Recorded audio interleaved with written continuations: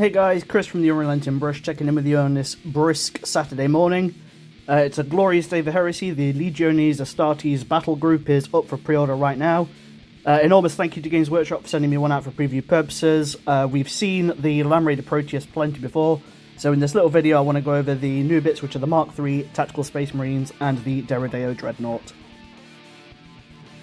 So the Marine kit is absolutely wicked. It's sculpted up to match alongside the Mark VIs. There's lots of nice details. I found the original conception of the Mark III is nice, a little bit squat, and the trim was a little bit unnecessary. I found with these you can pick and select what trim you do, you can get away with a nice scheme really quickly. Lots of really nice sculpted detail. The segmented plates on the back are great, the backpack's great. The shoulder pads are interesting because there's a little crevice at the bottom lip between the trim and the plate itself, which is good for washing and oil washers and stuff. Here are the 5 I painted up in preparation, so I did these with the las cannons that I've been sat on for a little bit. So as you can see, the weapons go on brilliantly. They've got those little van braces to add to the Mark III aesthetic. Zero issues putting these together. It's interesting, there's some mild criticism about the kits, about how they're lazy because they're just a kind of copy-paste of the poses from the Mark VI Marines. I don't necessarily agree with that. I think the original Space Marine kit only had a certain amount of versatility in terms of different poses. I think this is a better format to do it. So going over the Marines, hopefully you can see just how lovely they are. The Tactical Marines, I shaved the spikes off their heads just because I wasn't really feeling it. I kept it on the las cannon squad purely for the purposes of differentiation. But they're really easy to take off. Just grab a sharp knife, clip it off at the base of the spike, shave it down. Bob's your uncle. So the upgrade sprue is the same as the one we get for the Mark VI. So you've got the same plasma pistol, the same power sword, same crest, same accessories. That's fine. I've got no problems with that. The bayonets are from the same sprue as well. So there's no chain bayonets on the Mark III sprue. So whether they'd fit on the bolters or not, I'm not sure. I'll have to have a look. But I think with the kind of static bolters, they look great. Here's one of the sprue from the set of 5. Very, very few bits remaining. There's just one set of arms with a bolter, a couple of heads, and the van braces for the weapon upgrades. I found, as long as you keep the arms and the bolters match, you can vary up the poses by varying the sets of arms and weapons to the poses. So each Marine segmented into its own kind of set of components, just like the Mark VI, which is great.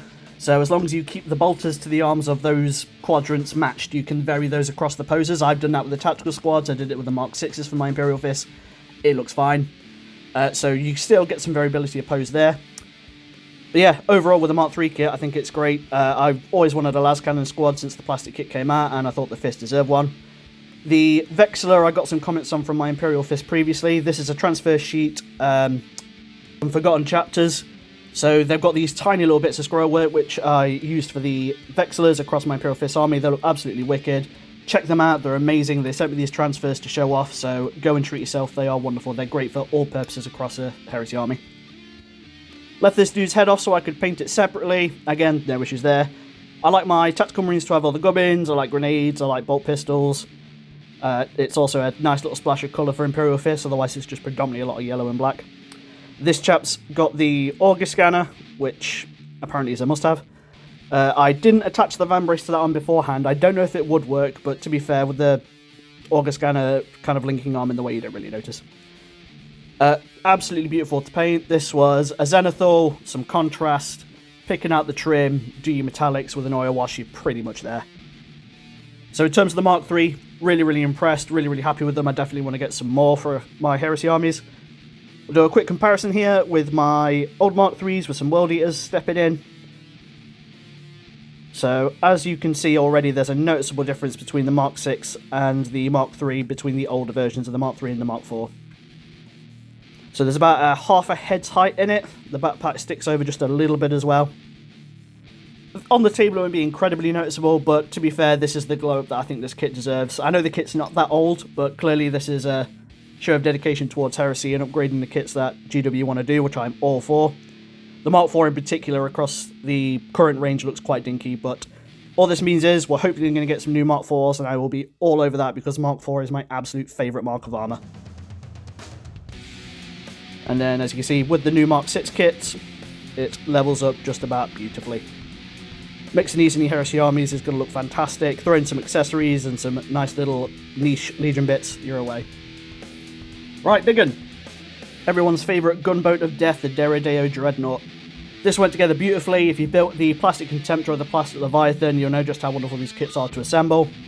There's some really nice noticeable additions with this kit, which I will cover shortly. I painted this in about half a day. There's most of it I'm really happy with. There's some of it could do with a bit of work. Don't look at the hazard strike cables. But otherwise, it was a joy to paint, and yeah, these Plastic Dreadnought kits are absolutely wicked. So the interesting thing about this kit is there's some genuine thought towards magnetisation. So you can build all the weapons from the kit and magnetise them. For the arm weapons, you need 3x1mm magnets. I bought 20 of these from Element just to stock up. You'll need... how many will you need? 4 per arm, and then the mounting hinges that go into the Dreadnought have 2 as well, so get about 20.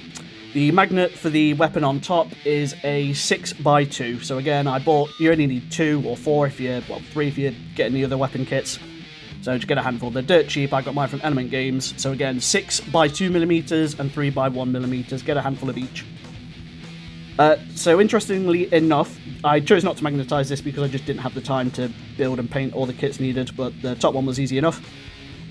Whether we get additional weapons for this Dreadnought, I think we will. All the frames are separate, as we've come to see. The fact that there's holes for magnetisation, I think, is a big indicator. So we'll probably see the kit come out with another sprue for the las cannons and the Volkites and the big anti-air missiles. But overall, you can just plastic glue it together and it looks great. But if you want to magnetise, there is easy facilities to do so.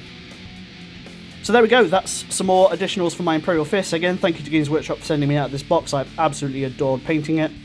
I'm excited to see what's coming for Heresy next. We've got Warhammer Day previews today. No Heresy, but you know what? Let's be excited for everybody else. Peace!